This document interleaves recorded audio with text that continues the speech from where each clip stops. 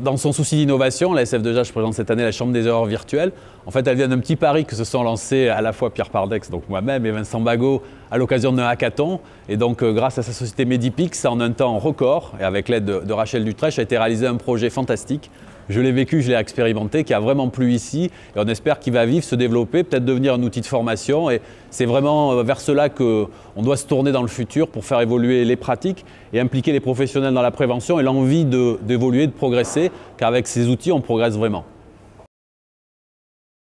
Ah, c'est toi le stagiaire, parfait. J'ai une petite mission pour toi. Je vais te demander de prendre cette tablette. Alors, vous en pensez quoi? C'est trop génial. C'est vrai? Ah oui, franchement c'est super, Oui, mais il me manque 3 erreurs. Oui, bon ça c'est un petit jeu, après on a 5 Oui, minutes de temps, mais c'est très limité. c'est ludique, franchement c'est bien. On est vite dedans et on cherche et on essaye de... On joue, effectivement, c'est très réel en fin de compte, mais pour autant surprenant aussi et ça passe très vite. Mais ça peut être très intéressant comme outil d'apprentissage, c'est fantastique je pense. C'est vraiment exceptionnel. Par contre, j'ai fait un très mauvais score, du coup, un peu vexé, mais c'est très surprenant, franchement. Donc tu m'as dit, tu invites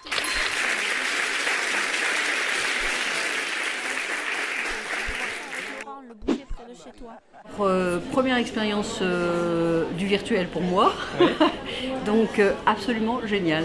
Okay. Et comme outil, je pense, comme outil éducatif, super. Et sûrement très parlant pour les générations, l'autre génération, celle d'après moi. Ça marche pour tout le monde. Hein, mais... Ouais, non, mais c'est vraiment, enfin pour moi c'est hyper novateur et je trouve que c'est très intéressant. Vous en pensez quoi? Que c'est génial. Génial. C'est vrai que il faut un petit temps d'adaptation, notamment dans les déplacements, puis un peu dans l'environnement. Ce que je disais, c'est vrai que c'est un petit plus par rapport aux chambres des erreurs traditionnelles parce que c'est pas statique, donc on bouge, même les personnages jouent leur rôle, quoi. Donc, être soignant, donc c'est assez sympa et assez ludique. Organiser une chambre des erreurs traditionnelle, c'est quand même assez lourd. Ouais. Trouver le mobilier, les lieux, voilà. Donc, et là, c'est vrai que ça permet de faire de la formation, même en dehors d'une chambre d'hôpital. Très ludique, c'est intéressant. Ouais. Après, il faut s'adapter au jeu. Bon, pour ceux qui n'ont pas l'habitude de jouer, moi je ne joue pas souvent, mais sinon, je pense que c'est formateur puisque ce qu'on trouve, on va s'en souvenir. On fait sur une journée, on touche quelques personnes des services qui vont en parler aux autres, qui vont dire « Ah, je me suis bien amusée, c'est vraiment... » Puis ce qui est bien, c'est que... après moi j'ai un œil averti, mais on les repère facilement. C'est pas là on peut pas chercher la petite bête ou alors que dans nos chambres des erreurs, ils vont toujours soulever le drap, essayer de trouver des trucs qu'on n'a pas voulu mettre. Alors que là, comme l'environnement est assez simple, on voit tout de suite. Alors à chaud, c'est très bien fait. On est vraiment en situation, on se rend vraiment dans une chambre de patient et les erreurs qui ont été mises en place, elles sont intéressantes parce que c'est ce qu'on retrouve régulièrement. Et c'est vraiment une réalité virtuelle intéressante. C'est que dans la formation, ça pourrait être utilisé. Ah mais je pense que c'est essentiel parce qu'aujourd'hui les méthodes de formation, elles sont classiques.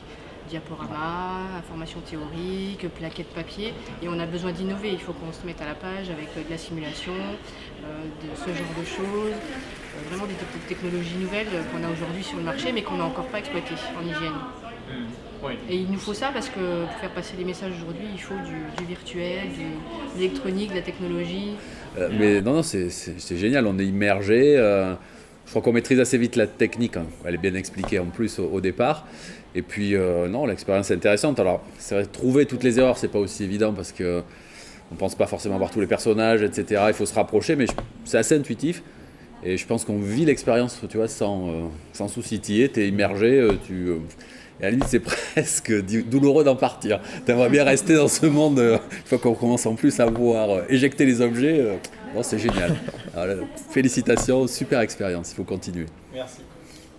Est-ce que ça pourrait s'appliquer à la formation De toute façon, la réalité virtuelle et son usage, c'est de la formation, puisque l'objet, là, c'est que les gens, au travers d'expériences qui est extrêmement ludique, quand même mettent en mouvement leurs connaissances, les mobilisent et réfléchissent à des situations qui sont anormales.